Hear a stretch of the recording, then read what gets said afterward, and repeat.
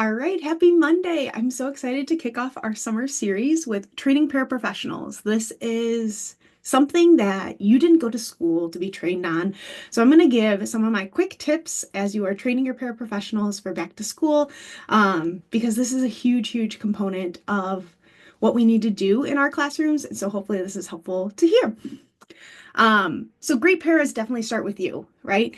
What makes a great para is a great leader. And so you have to be clear on what you feel a great paraprofessional looks like in the classroom, right? Whether it's you take a couple minutes to write it down of like, I want my paraprofessionals to be able to do this.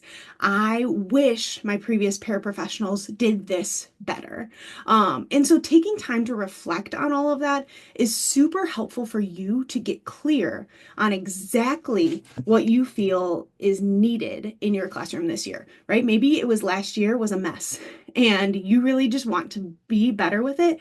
You need to take time to reflect on what needed to be better because you need to take the time to train the staff that you have. And I know that's so hard to do. There's not a lot of time. There needs to be in the moment experience.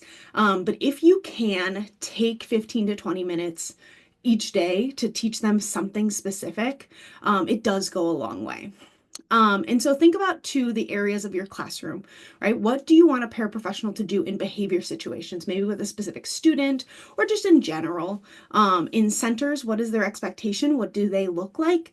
In transitions in the hallways or in whole group settings or in inclusion settings, right? Take a look at your day. What does a great paraprofessional look like in your mind? And what things were missing last year, or what do you feel like your paraprofessionals might need to know more about? And then, of course, reflect on what trainings do you need to give them, right? You've written down all these things that a great para needs and you wish they had, or wish they did better last year. What trainings do you need to give, right? Think about all those things. There's probably so many things that are coming to mind of like behavior, classroom supports, prompting, all these things that we do every single day. So just think about that and reflect on it wholeheartedly. I truly, truly think this is a big part of it, is you need to take time to reflect. All right. Onboarding new paras or maybe old paras, but you need to do onboarding, setting them clear expectations. What do you want from them? What do you expect from them every single day? To show up on time, to not be on their phone, to attend to the student that they are working with, be able to be flexible, right? All these things you need to communicate with them to have clear communication with. Either model and practice, finding time that, okay, let's work with the student's AAC device so that they know exactly how to use it. Or this is the core word I'm looking for today.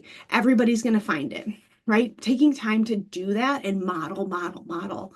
Again, I know our time is short and there's not a lot that we can do, but please take time to model and practice. Answer all their questions. No question is stupid. You should not roll your eyes at them or like, why are you asking this question? That's so dumb. That's not the point. Answer all their questions because you want them to feel comfortable and confident in their classroom. Training them in the moment. Some people like to be trained in the moment and other people don't. They see it as belittling or making fun of, or, it just brings them down. But there are times that you do need to train them in the moment and let them know that, let them understand that. Finding time in the morning or in the afternoon after kids leave is so important. So if you can work with your admin to say, hey, maybe they're bell to bell and that you don't get them at all in the morning or at the end. Say, can they come in 30 minutes before school or leave 30 minutes later? I would love to spend this week to train them if we can. And maybe that's an option, maybe that's not. But if they could get a stipend or extra money for doing that, I think it would go a long way. So consider that. Something else I used to do, a quick tip that's not in here, is if I had a speech path in my OT leading a group, I would go and pull my paraprofessionals as many as I could. If I could leave one with the group, I would and find another time to train that one. But I would pull them and do a mini training and then bring them back to class. So if that's something you can do as you get into the school year, try that. And then training materials. I have a paraprofessional training binder at the end that I will make sure to link for you guys. But I think that would be super helpful for you to have some type of binder of materials with expectations. What should they do to help you on downtime? What is a prompt hierarchy? How to work with students with autism? All these materials that could be really, really helpful for them long term. So things that you can consider when you're onboarding your paras. All right, let's talk about ongoing training because we know training doesn't just happen at the beginning of the year and we go, great, you're trained, you're good. Behavior plans. If any behavior plans change, expectations are updated, please make sure to train them on that and let them know like, hey, we are going to ignore this behavior, but we're going to reinforce this behavior. Those types of things so that they know what to be aware of. New IEPs and student goals, of course, you want to take the time to train them on new IEPs and new goals that have come into effect. Expectation changes, right? Maybe something comes up in the middle of the year or an admin changes the expectations and you have to communicate that. So taking the time throughout the year to make sure that you are training your paraprofessionals on any expectation changes. Student needs change, right? Medication, any medicine or at school or any like sleep behaviors, patterns, right? Things that change like in that regard. Or now they have AFOs. So now we have to teach my paras how to put on AFOs correctly. All those types of things. If that kind of changes, make sure you're training them. And then of course, issues that come up through the year. We don't think about it, but if we have a student or a para who's coming late all the time or on their phone, right? If these things come out during the year, we have to remind our staff, this is the expectation. You are not to be on your phone. You are to be working with the students. If there's an emergency, please let me know. So please make sure you're going and having ongoing trainings with your staff for that. And then of course, if questions come up, hey, I noticed when you were working with student, you did this. Can you explain why you did that, right? Things like that. If questions come up from your paras or if you have questions with them, make sure you're training all your staff so they have the same amount of knowledge. All right, and setting rules. Feedback is vertical. You are not the only person who should be giving feedback. You should also be receiving feedback from your staff. They are also teachers in the room, and that's something we need to remember. We listen without judgment. I know it's hard at first when you hear somebody giving you feedback and it feels critical, but we listen and we don't judge, right? So we want to make sure that we are taking that information and say, thank you for letting me know. I need some time to reflect on it, and it's the other person might feel the exact same way. So we listen and take it in, reflect on it and say, hey, this I believe or this I don't believe. Take time to respond again, step away. When we first hear feedback, sometimes we get defensive and your paras might feel the exact same way.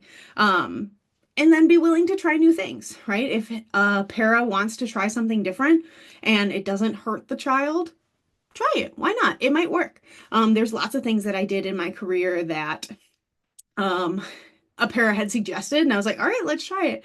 And it was great. And there's lots of things I had that my paras had suggested, and I was like, that was actually a flop. Let's never do that again.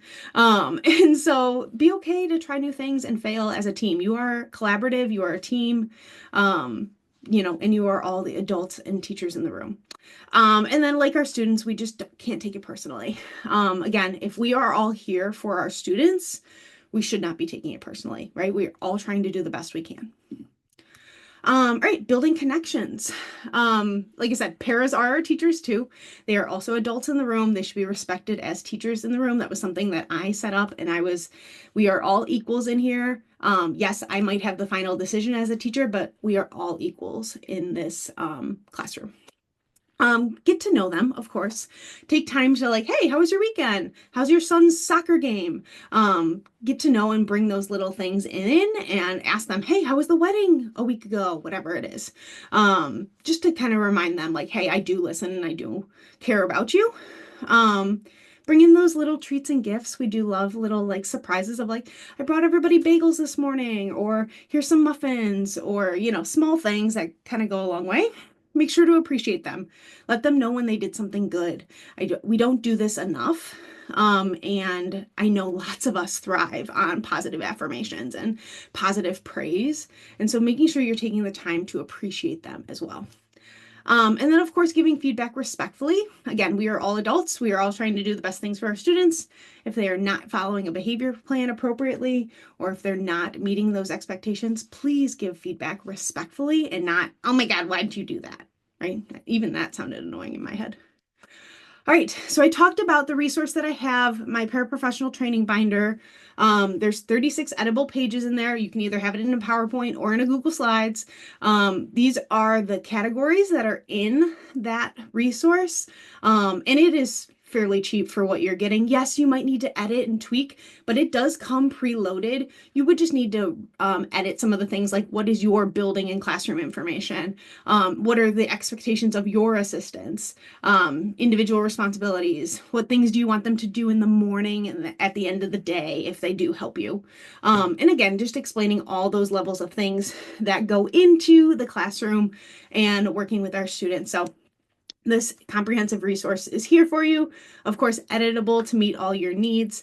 Whether you're a resource teacher or self-contained teacher, you are welcome to use this. So again, I will make sure this is linked in the group today so that you can get access to this. But this is what I'm most excited about. This is the unveiling of a new course that I have. I have a brand new empowered paraprofessional training course.